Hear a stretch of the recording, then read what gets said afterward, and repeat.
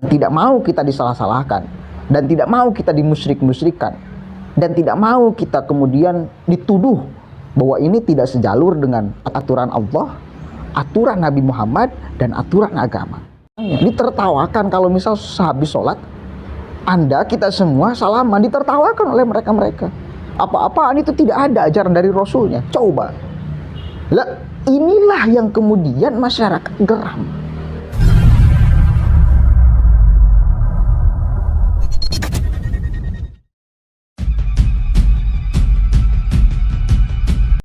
Assalamualaikum warahmatullahi wabarakatuh. Hamdan syukranillah, amma ba'd. Sahabat manusia plural yang saya hormati dan saya banggakan, Khalid Basalamah ditolak ceramahnya di Palu. Ditolak oleh organisasi kemahasiswaan dan organisasi kemasyarakatan lainnya seperti GP Ansor dan PMII, dan masih ada banyak lagi. Kenapa Khalid Basalamah ditolak? Kita tahu sama-sama apa yang selalu Khalid Basalamah ucapkan dan bicarakan di tengah masyarakat Indonesia. Ini sudah menjadi rahasia publik bahwa Khalid Basalamah itu salah satu tokoh Wahabi yang ada di Indonesia. Panutan orang-orang Wahabi, Khalid Basalamah, kemudian juga Yazid Jawas, kan? Itu adalah tokoh-tokoh Wahabi. Kenapa tokoh Wahabi itu kemudian diperhatikan agar tidak lagi banyak berbicara di ruang publik di Indonesia? Karena seringkali mereka-mereka itu di dalam penyampaian ceramahnya itu membid'ahkan sesuatu yang selalu kita lakukan, dan ada dalilnya, dan ada dasarnya, dan ada ilmunya. Contoh tahlilan. Mereka berani mengatakan bid'ah terhadap tahlilan. Bid'ah yang kemudian dia sematkan hanya satu hadis saja referensinya. Kullu bid'atin dolalah.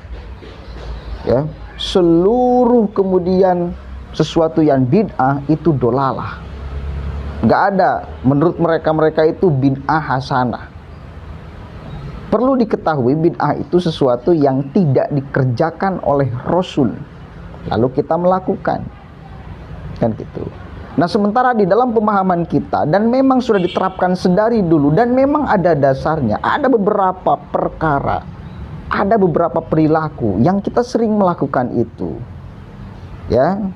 Tetapi meskipun tidak dilakukan oleh Rasul, karena apa yang dilakukannya adalah positif, adalah baik, maka bisa dikategorikan sebagai bid'ah hasanah. Tidak dikerjakan oleh Rasul, tetapi yang dilakukan adalah nilai-nilai kebaikan, maka itu menjadi hasanah. Dan mereka tidak memahami itu. Bahkan berani tokoh-tokoh Wahabi itu sampai mengecam Wali Songo. Yang jelas kontribusinya sudah kita rasakan di Indonesia. Perjuangan beliau sampai Indonesia ini hari ini, ya, mayoritas umat Islam itu akibat dari perjuangan Wali Songo salah satunya. Bagaimana beliau itu menyebarkan Islam dengan mencampur adukan dengan budaya, kalau budaya itu tidak bertentangan dengan syariat aturan Islam. Ya, begitu saudara.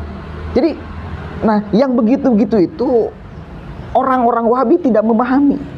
Sampai-sampai ada orang Wahabi itu yang kata dia setelah sholat, budaya kita kan memang di dalam di setiap daerah beda-beda. Ada di daerah saya nih, di daerah Ciamis, yang setelah salaman itu pasti harus bersalaman. Pasti itu. Seolah kalau tidak salaman itu gimana gitu loh. Dan itu kebudayaan yang sudah diterapkan sedari dulu sampai hari ini. Nah, mereka karena tidak ada dasarnya dari Rasul, katanya bahwa itu bid'ah, nggak boleh dilakukan. Coba pakai otak mana mereka tuh sampai mengatakan bid'ah. Yang disematkan kepada bid'ah itu adalah pasti dolalah. Salaman bro, apa buruknya salaman? Salaman. Padahal kalaupun Anda setelah sholat pergi ke WC tidak ada dasarnya dari Rasul, kemudian Anda melakukan itu, apa bid'ah juga sama? Yang kemudian disempatkan kepada dolalah. Nah ini kan cara berpikir yang sangat kerdil dalam pemahaman agama. Lah maka sangat wajar sekali jika masyarakat kemudian menolak orang-orang yang punya gaya ceramah. Bukan masalah gaya nih, esensi ceramah yang bakal menghancurkan kebudayaan yang baik yang sedari dulu kita terapkan. Ditertawakan. Ada tuh, saya pernah melihat. Ya, pernah melihat, masih muda tuh orangnya, ditertawakan kalau misal sehabis sholat Anda, kita semua salaman, ditertawakan oleh mereka-mereka. Apa-apaan itu tidak ada ajaran dari Rasulnya. Coba. Lah, inilah yang kemudian masyarakat geram kepada orang-orang yang punya pemahaman sempit di dalam memahami agama. Salah satunya juga kemudian adalah Khalid Basalamah. Pernah suatu ketika itu Khalid Basalamah ditanya oleh mungkin jamaahnya, bagaimana kalau orang tua kita menyuruh untuk mentahlilinya setelah wafat? Jawaban Khalid Basalamah memang tidak bagaimana hukumnya jika anak membantu orang tua mengadakan tahlil bagi saudara yang sudah meninggal, haram atau musyrik, jika atau anak menolak orang tua marah dan tersinggung karena tidak menjaga tradisi, sedangkan ini jawabannya kita dengarkan nih, kita dengarkan. Tidak menyuruh tahlil, apakah anak itu durhaka? Tentu saja ada hadis Nabi yang berbunyi la ta'ata li makhluqin fi ma'siyati khaliq. Tidak ada ketaatan pada orang tua, pada siapapun, pada makhluk, pada hal yang berbau maksiat pada sang pencipta. Itu hadis Nabi SAW. Jadi kalau orang tua kita menyuruh sesuatu yang melanggar agama, tidak boleh kita patuhi.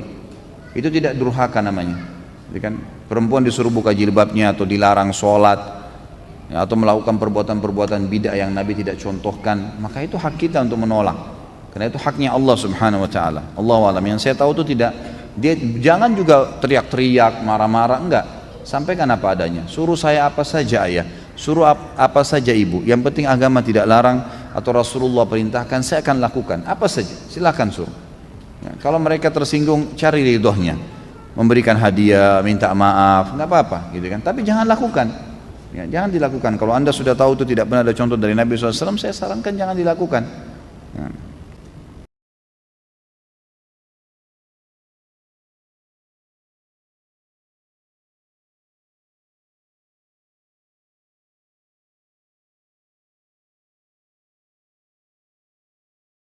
Haluskan jawabannya, halus jawabannya, tetapi mengarah kepada seolah Allah itu sangat membenci, agama itu tidak membolehkan, padahal kita melakukannya sedari dulu.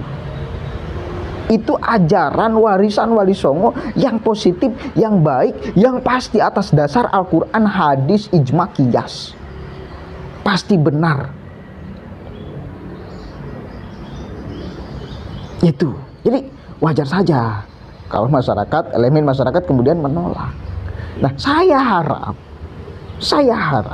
ini menjadi pelajaran bagi orang-orang yang punya pemahaman Wahabi, agar kalaupun Anda tidak bisa mengubah cara berpikir Anda mengenai fakta positif, ya, kegiatan-kegiatan agama yang hadir di Indonesia, yang diwariskan oleh salah satunya Wali Songo, yang masih kemudian dilakukan sampai hari ini, Anda diam aja, bisa nggak?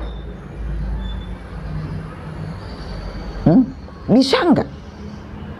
Kalau terus-terusan di dalam ceramah Anda selalu kemudian menuduh, menjustifikasi, atau mengharamkan, mengolok-olok, mereka itu yang berani loh mengolok-olok Wali Songo. Karena ya salah satu pemahaman mereka itu tidak percaya wari, paduli setan, itu bagian daripada pemahaman keragaman agama. Ya, paduli Anda tidak percaya adanya wali, ya silahkan. Itu bagian daripada keragaman pemahaman agama. Tetapi masyarakat juga saya kira punya pemahaman agama yang mungkin berbeda dengan Anda. Yang wajar saja jika masyarakat menolak jika Anda punya pemahaman itu. Gitu loh. Wajar dong. Bener gak? Wajar dong. Apalagi dengan bukti-bukti dan fakta-fakta bahwa Wali Songo itu berhasil satu kali lagi. Dengan fakta hari ini Indonesia menjadi masyarakat muslim mayoritas. Bukan Anda yang memperjuangkan ini semua. Ya. Ini begitu. Apalagi ada kabar bahwa acaranya itu tidak mendapat nggak tahu belum atau tidak, atau sengaja tidak mengajukan izin kepada aparat kepolisian. Itu ya jelas akan ditolak. Itu acara tabligh akbar akan mengundang massa yang cukup banyak mungkin ya. Nah sehingga ya, mesti mengantongi izin. Dilihat ya positif dan negatifnya. Apalagi situasi hari ini kan masih seperti ini kondisinya. Begitu saudara. Satu kali lagi mudah-mudahan ini menjadi pelajaran bagi orang-orang yang sudah tidak bisa diubah cara berpikirnya seperti itu. Tapi kalau sudah menggaris tuh ya nggak bisa ya. Wajar saja kalau kemudian ceramah Anda ditolak oleh masyarakat. Itu aja konsekuensinya. Anda mungkin tidak bisa mengubah cara berpikir Anda, cara pandang Anda ya. Tetap kekeh di dalam pemahamannya yang seperti itu. Maka ya siap-siap masyarakat akan menolaknya. Siap-siap masyarakat akan menolaknya. Ya, nggak bisa Anda cara berpikirnya diubah. Ingin Anda tegak di dalam pemahaman Anda bahwa apa yang selalu Anda dan kawan-kawan Anda lakukan dan bicarakan itu adalah kebenaran mutlak dan tidak ada kebenaran yang lainnya selain daripada pemahaman Anda, maka ya siap-siap aja ditolak. Saya sebetulnya tidak mau menjustifikasi bahwa apa yang menjadi pemahaman Wahabi itu salah total di pandangan Tuhan dan di pandangan agama. Tetapi di pandangan kebudayaan yang positif yang hadir di Indonesia itu sangat salah total dan buruk. Ya. Karena kan ya kita hidup di Indonesia, bro.